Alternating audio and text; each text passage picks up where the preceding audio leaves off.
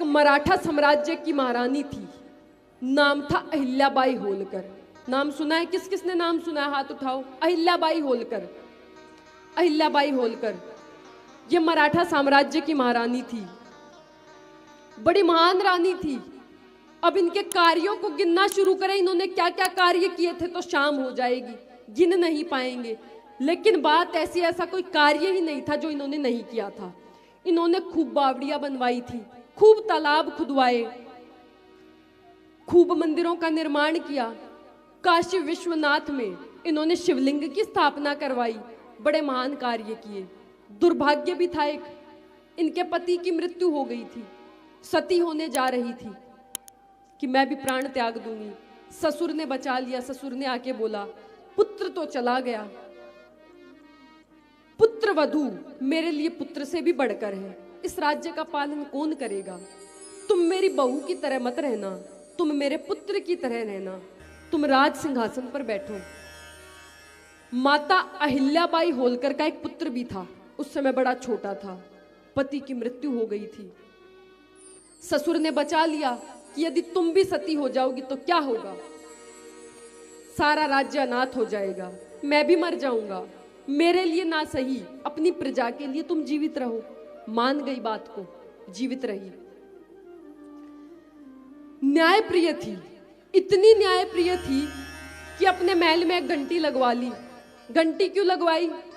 अब मान लो आप जाओगे किसी राजा के पास, राजा के पास जाओगे कि मेरा ये दुख है, मुझे सैनिकों ने परेशान किया है, किसी ने भी मुझे परेशान किया, तो राजा के पास जाओगे, नीचे पहरेदार मिलेंगे, बोलेंगे पैसे दो तब जाने देंगे, और कुछ लोगों को भगा देंगे कि जाओ, नहीं जाने देंगे, अभी राजा व्यस्त है, मिलने का समय नहीं है। ऐसा ही होता है ना, ऐसा होता था कि राजा से मिलने साधारण जनता जाती थी और राजा से मिलने नहीं देते थे। यही कथा हुई कि माता अहिल्याबाई होलकर इतनी न्यायप्रिय थी, उन्होंने अपने महल में एक घंटी लगवा दी कि किसी मंत्री के पास जाने की आवश्यकता नहीं, सीधा इस घंटी को बजा देना, ये सीधे मेरे महल में सुनाई देगी और मैं आके न्याय करूंगी। एक बार सुबह सुबह किसी ने घंटी बजाई, अहिल्या माता ने कहा जाकर देखो कौन आया है। अब सैनिक जाते हैं, देखते बाहर कोई नहीं था। अहिल्या माता ने कहा घंटी बजी है, कोई ना कोई तो होगा। घंटी अपने आप तो बजेगी नहीं, घंटी भी बड़ी भारी थी कि वो हवा में बज जाए ऐसी भी नहीं थी। माता ने कहा पुनः जाके देखो, कोई ना कोई द्वार पे अवश्य होगा, किसी के साथ अन्याय हुआ है, जब अन्याय होता है तभी ये घंटी बजती है, तुम जाके देखो। अब सैनिकों ने देखा कोई नहीं था। अहिल्या माता बड़ी न्यायप्रिय थी, सोची कहीं झूठ बोल रही हूं, स्वयं बाहर आ गई तो देखती है कोई नहीं था, केवल एक गौ माता खड़ी है वहां पे। अहिल्या माता ने सैनिकों को बोला तुमने इस गौ माता को नहीं देखा? बोले गौ माता को देखा था। तो अहिल्या माता ने कहा जरूर इस गौ माता के साथ कोई अन्याय हुआ है, इसीलिए गौ माता ने घंटी बजाई है। तो गौ माता को महल में लेके आया गया। अब गौ माता बोल तो सकती नहीं थी, तो क्या बताएंगी? तो अहिल्या माता ने कहा जिनके साथ ये निवास करती है, जो इनकी सेवा करते हैं, उनको पकड़ के लेके आओ। जरूर उन्होंने इस गौ माता का अपराध किया है, या तो समय से इन्हें चारा नहीं डालता होगा, पानी नहीं पिलाता होगा, या कुछ ना कुछ अन्याय करता होगा। तो अब जो गौ माता का भरण पोषण करते थे उनको पकड़ के लाया गया और पूछा क्या तुम अपनी गौ माता को चारा समय से नहीं देते? हाथ जोड़ के खड़ा हो गया, बोला हे माँ, पहले गौ माता को चारा चराता हूँ, पानी पिलाता हूँ, फिर अपने आप भोजन करता हूँ। गौ माता को खिलाए बिना मैं कभी नहीं खाता। फिर गौ माता ने घंटी क्यों बजाई? क्या घंटी किसी और ने बजाई या गौ माता ने बजाई? तो अब उस व्यक्ति ने बताया ये घंटी गौ माता ने बजाई। क्यों बजाई? बोले यदि मैंने बता दिया तो मेरे प्राण हर लिए जाएंगे। माता अहिल्या ने कहा तुम मेरे महल में आए हो, किसी में इतना सामर्थ्य नहीं जो तुम्हारे प्राण हर ले। तुम साफ साफ बताओ बात क्या है। उस व्यक्ति ने बताया यदि मैंने बता दिया तो आप ही मेरे प्राण हर लोगी।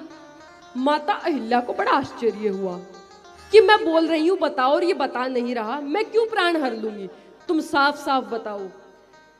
तो बताया कि मैं गौ माता को लेकर सुबह सुबह अपने खेत में जा रहा था।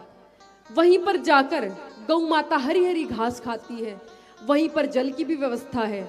लेकिन आज जब मैं जा रहा था तो मैं भूल गया था मेरी गौ माता गर्भवती है। गौ माता गर्भवती थी और रास्ते में ही गौ माता को प्रसव की पीड़ा हुई और सड़क पर ही गौ माता ने एक बड़े ही सुंदर दिव्य बछड़े को जन्म दिया। बड़ा सुंदर वो बछड़ा था। गौ माता उसको चाटने के लिए जा रही थी। जब गौ माता बछड़े को जन्म देती तो उसको चाटती है, सर्वप्रथम आपने देखा होगा। गौ माता उसको चाटने के लिए जा रही थी। रथ पर सवार एक राजकुमार आता है, धड़धड़ाता हुआ उसका रथ आता है और रथ का पहिया उस बछड़े के ऊपर से गुजर जाता है। बछड़े का अभी जन्म हुआ था। बछड़े का शरीर बड़ा कमजोर था, वो उस रथ के पहिए को सहन नहीं कर पाया, तुरंत उसके प्राण पखेरु उड़ गए। गौ माता अपने बछड़े को चाटने जा रही थी, चाट भी नहीं पाई, उससे पहले ही प्राण निकल गए बछड़े के। यही इस गौ माता के साथ अन्याय हुआ है। माता अहिल्या ने पूछा ऐसा दुष्ट कौन था? व्यक्ति ने बताया नाम बता दिया तो आप मेरे प्राण हर लोगे। अहिल्या माता ने तलवार निकाल ली, कहा बताओ नहीं तो अभी तुम्हारे प्राण हर लूंगी। तो व्यक्ति ने बताया वो और कोई नहीं, आपका पुत्र था। हे राजमाता, आपका पुत्र सुबह सुबह अपने रथ को लेकर हवा खाने निकला था और उसी ने इस गौ माता के बछड़े के ऊपर अपना रथ चढ़ा दिया। माता अहिल्या ने बोला इस दुष्ट को अभी के अभी गिरफ्तार कर लो। गिरफ्तार कर लिया, अपने ही पुत्र को पकड़वा दिया। बोले इसके हाथ पैर बांध दो।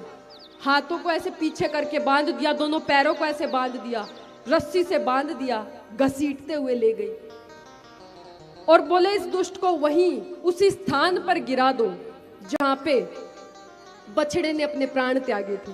वो बछड़ा भी वहीं था, अभी तक बछड़े को दबाया भी नहीं गया था, मिट्टी नहीं दी गई थी।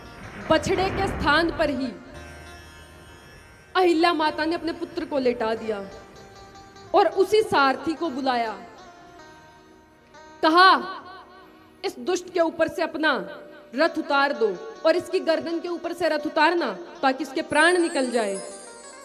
सारथी ने मना कर दिया कि राजा भी मर चुके हैं और ये आपका इकलौता पुत्र है, आप ये क्या कर रही हो? आप अपने ही पुत्र की जान ले रही हो। तो माता अहिल्या ने कहा इस दुष्ट ने जब बछड़े की जान लेने से पहले नहीं सोचा तो मैं क्यों सोचूं?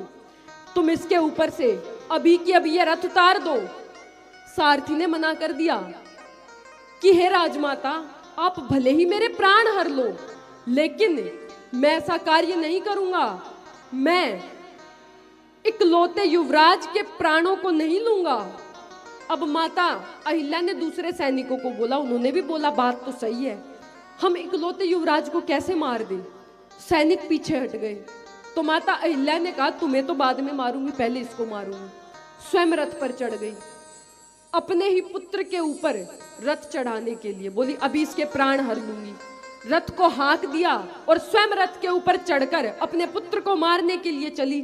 जैसे ही पुत्र के ऊपर से रथ को उतारने वाली थी, वो गौ माता वहां आ गई, कहा इसको हाँक दो। गौ माता को सैनिकों ने हाँक दिया, वो हाँकी ही नहीं जा रही थी, वहीं पे खड़ी हो गई। मानो वो बता रही थी कि हे माँ, मैंने तो अपने पुत्र को खो दिया।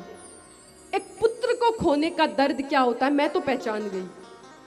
मैं नहीं चाहती कि आप भी अपने पुत्र को खो, मैंने खोया सो खो दिया, लेकिन मैं नहीं चाहती आप भी अपने पुत्र को खो। अब सैनिकों ने बताया कि हे माँ, ये गौ माता किसी प्रकार से भी हटने को तैयार नहीं है, आप युवराज के प्राणों को बख्श दो, आप छोड़ दो युवराज को।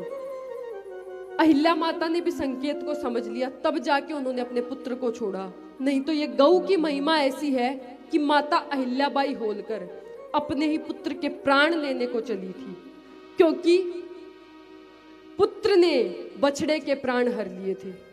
बोलिए गौ माता की।